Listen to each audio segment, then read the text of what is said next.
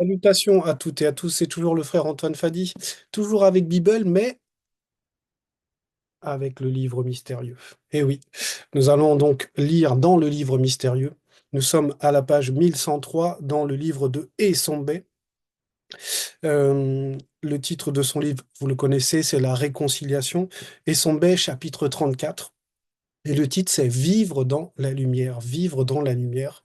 Il n'y a pas de majuscule à lumière, mais on va néanmoins comprendre que c'est la lumière de quelque chose. Et ce vivre dans la lumière, c'est néanmoins quelque chose de spirituel.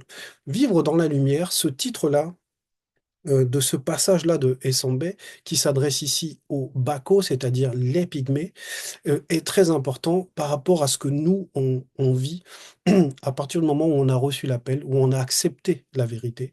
On reconnaît que Zulu Lassan est le seul enseignant, est le mandaté, est le deuxième né de toute la création.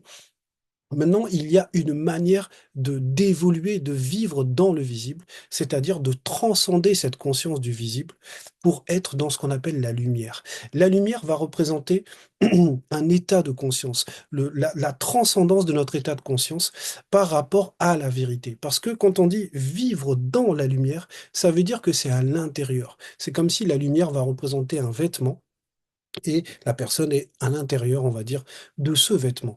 Vivre dans la lumière, ça va représenter aussi euh, une conscience de propreté par rapport à nos trois êtres. Parce que le contraire, on va dire, de la lumière par rapport à cette exhortation va représenter l'obscurité. Et l'obscurité va représenter les choses honteuses, les choses qu'on cache, les choses qui ne sont pas bonnes, qui représentent le fait d'enfreindre la loi, de pécher. Et donc, vivre dans la lumière, c'est sortir en fait de l'obscurité, c'est-à-dire sortir de cet état de condamnation, de mort spirituelle, cet état de péché. Et la lumière va représenter le fait que ça soit transparent, qu'on soit complètement lisible, qu'on n'ait rien à cacher en fait. Donc, c'est un état de conscience, vivre dans la lumière. Et cet état de conscience se pratique dans le visible, c'est-à-dire dans notre marche de tous les jours. Dans le premier verset, donc Essombe qui s'adresse aux Bako, c'est-à-dire aux Pygmées, dit ceci: que votre façon de vivre soit inspirée par l'amour, virgule, et on va rentrer dans la virgule. Et oui, ça c'est là, on va dire, c'est le fondement même de cette vie de lumière, parce qu'il dit que votre façon de vivre, et oui, comme je le disais, euh, c'est notre marche de tous les jours, c'est ça, vivre dans la lumière. Et nous sommes dans l'époque de la lumière. Oui, nous sommes dans l'époque des révélations, nous sommes dans l'époque de l'éclairage. C'est pour ça que le livre mystérieux même sort. C'est pour nous donner accès à toutes ces mystères cachés, à toutes ces vérités interdites. Parce que nous sommes dans l'époque de l'éclairage. Et maintenant, dans cette époque de l'éclairage, nous devons avoir un comportement lié à cet éclairage. Donc, le pilier même, vi- euh, comme il le dit là, c'est, en fait, c'est dans l'amour. Dans la lumière, d'abord, c'est dans l'amour. L'amour de la vérité, c'est-à-dire le respect des lois, puisque aimer, le verbe, c'est garder les commandements, et c'est dans l'amour aussi des frères et des sœurs. Et, et il va donner un exemple, parce qu'il dit après la virgule, à l'exemple de Joe Kisabe qui nous a aimés. Et à cause de cela, virgule, les blancs et les sans-mêlés, entre parenthèses métis, l'ont mis à mort sur un poteau à l'âge de 50 ans. Point. Donc ici, Essombe déjà va démolir tout ce que les scribes, les biblistes ont pu inventer ou ont pu essayer de donner comme vérité sur la date ou l'âge de la mort du véritable Christ. Parce que eux s'appuient sur, on va dire, leur Bible falsifiée.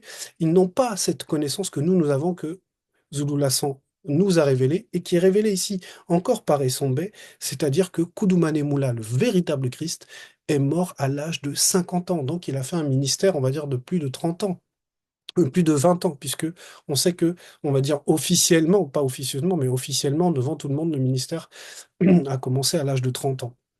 Et ce n'est pas comme dans les bulles falsifiées où ils vont compter à peu près 33 et puis ils vont dire qu'en gros il est mort à l'âge de 33 ans, et ce qui est complètement faux puisqu'on le sait là. Et le 50, parce qu'il y a une petite annotation, 2 Rois 3, 12, et c'est l'histoire de Bai en fait, qu'ils ont appelé Élie. Élie aussi a quitté le visible à l'âge de 50 ans parce que le 50 va représenter la fin, en fait, 50 ans va représenter l'âge de fin d'un ministère, en fait. Donc, c'est logique. Et c'est logique parce que le temps que Koudoumane a passé avec les apôtres, avec tout ce qu'il a vécu, avec le temps qu'ils ont eu besoin d'une initiation, ça a bien duré au moins 20 ans. Donc, il donne ces révélations, mais ce qui est important de comprendre, c'est cet amour qui a conduit à ce que Koudoumane accepte sa rupture avec le visible par amour pour les apôtres, parce qu'il le savait déjà. Il savait que si on ne n'attentait pas à sa vie, si les Blancs et les Métis n'attentaient pas à sa vie, ils allaient s'en prendre à, à ses apôtres. On va le vérifier. On va, page 1032, c'est dans Koudoumane 57-23. Koudoumane 57-23.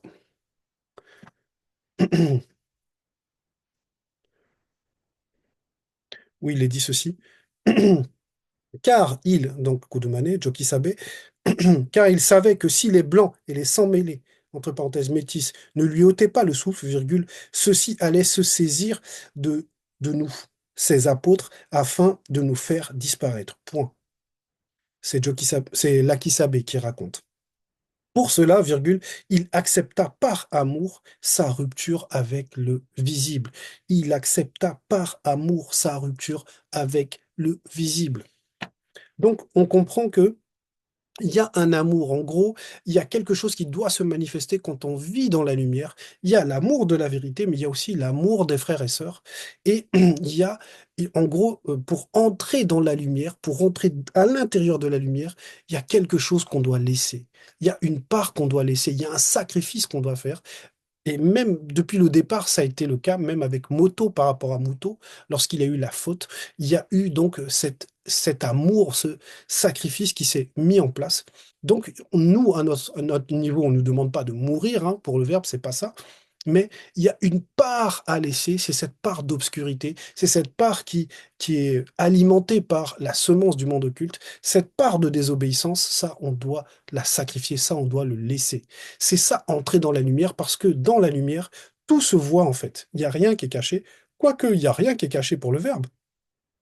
Tout, même ce que les gens font dans l'ombre, dans l'obscurité, mais nous, on doit marcher, donc on va dire dans l'obscurité, c'est-à-dire irrépréhensible, sans reproche, tous les jours, on va dire dans nos consciences, tout le temps.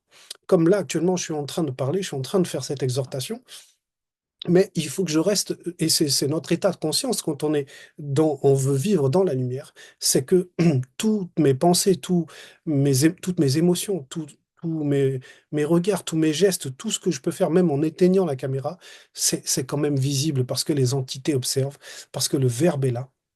Donc mon comportement ne peut pas, en gros, doit laisser tout ce qui est péché parce que c'est complètement visible et c'est visible même pour ma propre conscience. Je sais que là, je suis dans l'ère de la lumière. Si je veux vivre dans la lumière, c'est sans obscurité. Et on va le voir, la suite, verset 2. Vous appartenez au peuple élu, virgule. Par conséquent, il ne convient pas qu'une quelconque forme d'immoralité, virgule, d'impureté ou d'envie soit même mentionnée parmi vous. Voilà, c'est ça, vivre dans la lumière, c'est-à-dire que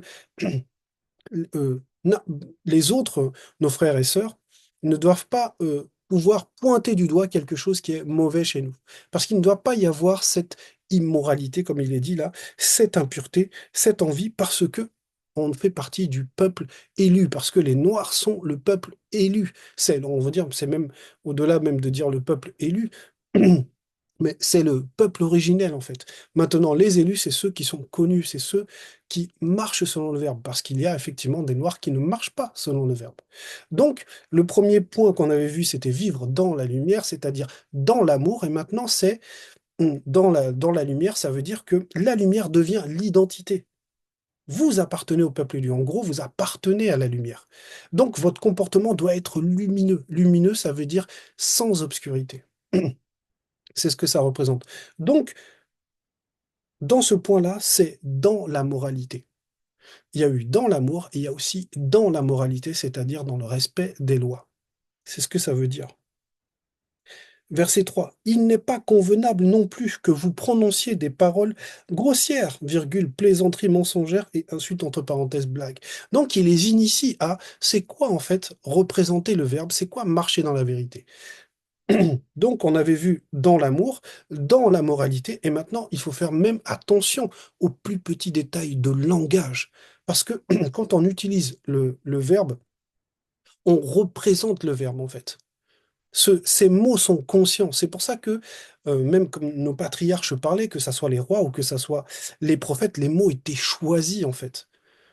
Et ces mots représentent cette lumière, représentent la parole, représentent le verbe de Loba.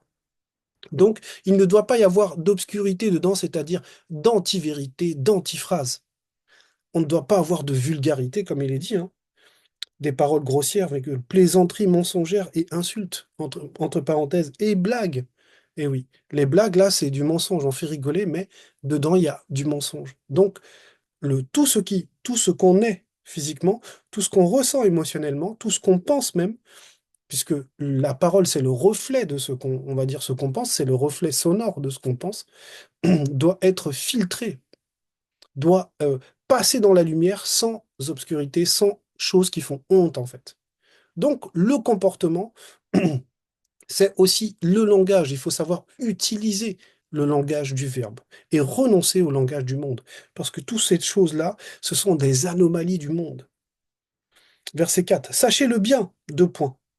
Aucun être immoral, virgule, impur ou avare, entre parenthèses, car l'avarice est aussi une forme d'idolâtrie consciente ou inconsciente au démon de la richesse du visible, fermez la parenthèse, n'aura jamais part au grand ordre des choses. Point. Donc, pas d'immoralité et pas non plus d'idolâtrie par rapport à l'amour de l'argent. On le voit, que ce soit dans les chanteurs, les footballeurs, beaucoup de gens, on va dire, ont choisi comme Dieu l'argent. Ils ne pensent qu'à l'argent, ils ne veulent que devenir riches, profiter des richesses, et c'est tout ce qui les intéresse. Mais l'homme spirituel, lui, va transcender sa conscience. Il sait que toutes les richesses appartiennent à l'Oba. Que tout ce qui...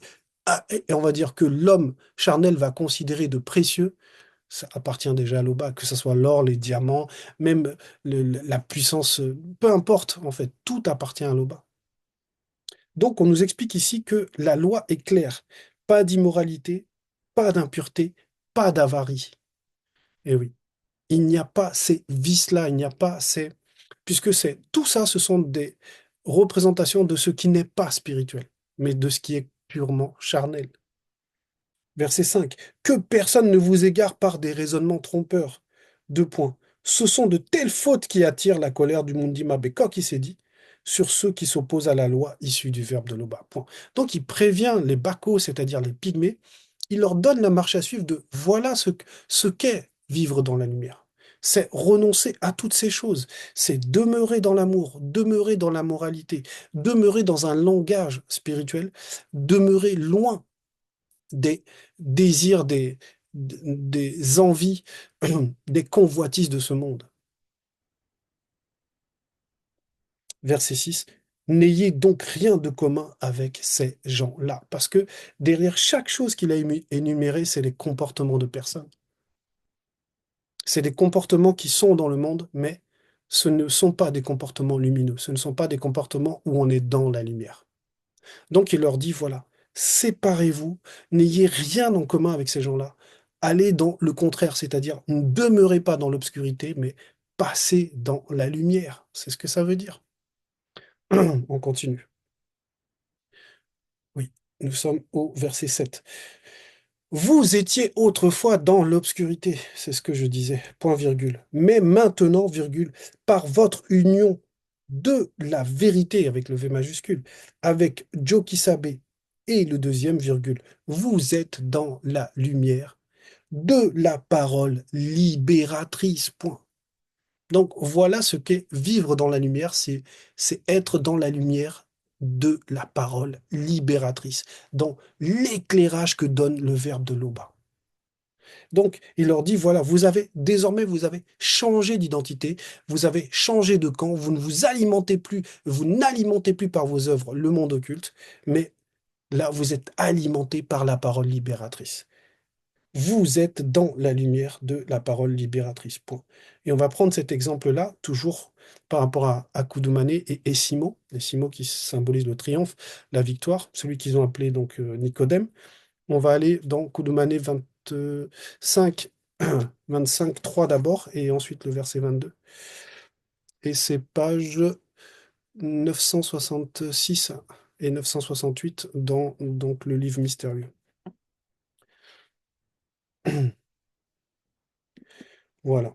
Où il est dit, donc, Jokisabe et Simo, Nicodème. Dans le verset 3, on va lire le deuxième paragraphe du verset 3 où il est dit ceci. Car personne ne peut faire ces miracles et avoir cette connaissance avec le C majuscule, mystérieuse que tu as, virgule, si le verbe de Loba n'est pas avec lui, virgule. C'est pourquoi je veux disparaître du sein des ténèbres, entre parenthèses, mensonges et mort spirituelle, afin de naître dans la lumière, entre parenthèses, vérité et vie éternelle. Voilà, donc là, c'est l'exemple de donc Essimo qui vient voir donc par le deuxième chemin, il vient voir Koudoumane et il lui dit voilà, il lui dit ces phrases-là, car personne ne peut faire ces miracles et avoir cette connaissance mystérieuse que tu as, virgule, si le verbe de Noba n'est pas avec lui, virgule, c'est pourquoi je veux disparaître du sein des ténèbres, entre parenthèses, mensonges et mort spirituelle, afin de naître dans la lumière, avec le L majuscule cette fois, entre parenthèses, vérité et vie éternelle. Et voilà ce que Jokisabe lui répond à la fin de leur entrevue. Dans le verset 22, page 968, toujours dans Kunumane 25. Et Simo, je te le dis, je avec le J majuscule, je te le dis ce soir, virgule, cesse de vivre à un instant dans les ténèbres, virgule, et prends vie dans la lumière avec le L majuscule. Donc, on retourne donc page 1103 dans, et son B 34, dans ce verset 7, où il leur dit que à ces pygmées, donc que avant ils étaient dans l'obscurité, en gros ils appartenaient à l'obscurité, maintenant ils sont passés du côté de la lumière en fait. Et cette lumière, c'est la lumière qui est, on va dire que donne la parole libératrice. Verset 8, par conséquent, conduisez-vous comme des êtres qui dépendent de la lumière, virgule, car la lumière produit toutes sortes de bonté, virgule, de droiture et de vérité. Point. Donc, en gros, la lumière ici va représenter une semence et elle produit des fruits. Et ces fruits sont des fruits bons, des fruits de droiture et des fruits de vérité. Voilà pourquoi il n'y a pas de juste milieu en fait. Quand on sort des ténèbres, c'est pour la lumière. Voilà. Si on n'est pas dans la lumière, c'est qu'on est dans les ténèbres. Voilà. Donc, il y a un lien, comme il le dit comportez-vous comme des êtres qui dépendent de la lumière. Comme si la lumière, le fait d'être conscient que les entités regardent, que nous avons un comportement euh, dans l'intimité de propreté, en fait, où on doit représenter l'enseignement qu'on a reçu, produire les fruits qui sont liés à cet enseignement, on doit donc être conscient de notre dépendance à la lumière. C'est-à-dire qu'on veut que cette lumière nous éclaire, que ça soit elle qui nous guide, en fait, qui nous fasse vivre. C'est donc une manière de considérer ou de revoir notre considération du verbe, en fait. Verset 9. Efforcez-vous de discerner ce qui plaît au verbe de l'Oba. Et oui. Donc, il faut qu'on se, euh, il faut qu'on se pose les bonnes questions par rapport à qu'est-ce qui plaît au verbe. En fait, c'est notre considération du verbe, il faut la revoir, en fait. C'est ce que ça veut dire. Dépendre de la lumière, donc tout ce qu'on fait est lié à elle. La manière dont on la considère, c'est ce verset 9 là. Efforcez-vous de discerner ce qui plaît au verbe de l'Oba, c'est la manière dont on considère le verbe de l'Oba. Verset 10, n'ayez aucune part aux actions stériles que l'on pratique dans l'obscurité. Point virgule, dénoncez-les plutôt. Donc à un moment, ce qui va se passer, c'est qu'on va donc dénoncer le mensonge, dénoncer la pornographie, dénoncer la masturbation. En gros, tout ce qui est contre la loi sera donc pointé du doigt, parce que c'est ce qui est pointé du doigt, c'est ce qui est contre la loi. La loi est ce qui est bon. Tout ce qui n'est pas la loi n'est pas bon, en fait. sauf, on va dire, la grâce. Verset 11. On a, on a honte même de parler de ce que certains font en cachette, point. Et oui, qu'est-ce que ça veut dire? On a honte même de parler, c'est-à-dire que ce que certains font en cachette, en fait, c'est un comportement honteux. C'est un comportement qui n'honore pas le verbe, qui montre que la personne déshonore la lumière qu'elle reçoit, c'est-à-dire l'éclairage que le verbe donne. Donc, quand on dit on a honte même de parler, ça veut dire que ça nous touche à un point, c'est tellement sale en fait que même en parler, là, on sent que c'est pas bon en fait. C'est pas beau, c'est pas honorable. C'est ce que ça veut dire. Verset 12. Or, tout ce qui est voilé est mis en pleine lumière. Et oui, ça veut dire que de toute façon, peu importe les actes que les gens font, tout sera sous l'éclairage à un moment. Et pour nous, tout ce qu'on fait, on le sait. Quand on désobéit, quand on fait quelque chose de mal, on sent tout de suite comment on est dans l'amertume, comment on est dans le mal, le regret, comment on est dans la désolation. Parce que ce qu'on fait là, c'est venir comme un peu mettre une fausse doctrine là où il y a la vérité, en fait. Parce que le corps de la personne, c'est un temple, en fait. C'est sacré, en fait. Donc, là où habite le mundi, ça doit être propre, en fait. Donc, on doit faire très attention à ne pas venir souiller, volontairement à ne pas venir souiller ce qui est propre.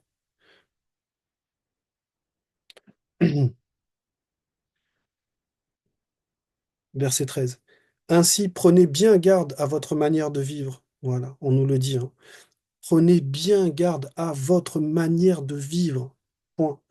Ne vous conduisez pas comme des ignorants, mais comme des sages connus selon le verbe. Point. Oui, parce que nous, on a l'éclairage. On sait comment ça se passe. On ne doit pas avoir, enfin, redescendre de fréquence, avoir la bassesse des comportements de l'obscurité. Puisque nous, on n'est plus ignorants. Nous, on connaît la vérité, on n'a pas d'excuses. Verset 14. Faites un bon usage de toute occasion qui se présente à vous selon le verbe, virgule, car les périodes que nous vivons sont mauvaises, point. Et c'est réel. On le voit, juste l'actualité est mauvaise. Les mœurs sont mauvaises. On voit les personnes sont mauvaises. Des gens tuent comme ça gratuitement parce qu'ils veulent voir ce que ça fait de rentrer la lame dans le corps de quelqu'un. Parce que les gens sont remplis de colère, remplis de haine.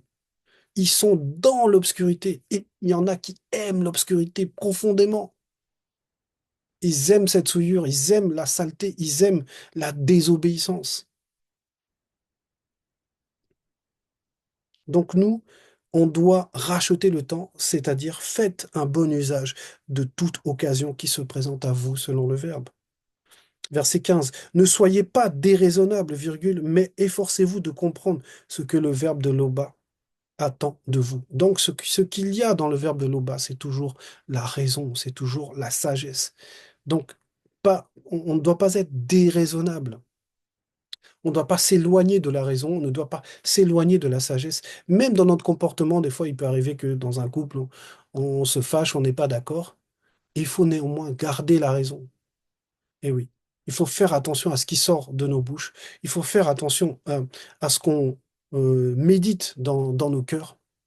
Voilà. Il faut garder la raison.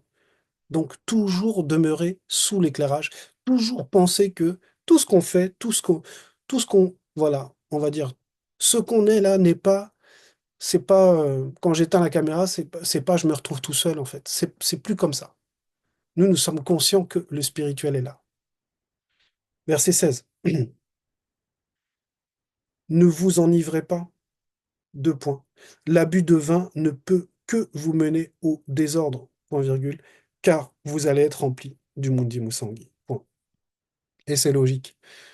Donc, l'exemple qui est donné là, c'est celui de l'alcool. Voilà. On ne s'enivre pas, c'est-à-dire on ne laisse pas une substance, un produit, peu importe, prendre le dessus sur nos consciences. Parce que c'est ce que, on va dire, l'alcool ou la drogue ont la capacité à faire. Ils prennent le dessus sur la conscience du corps.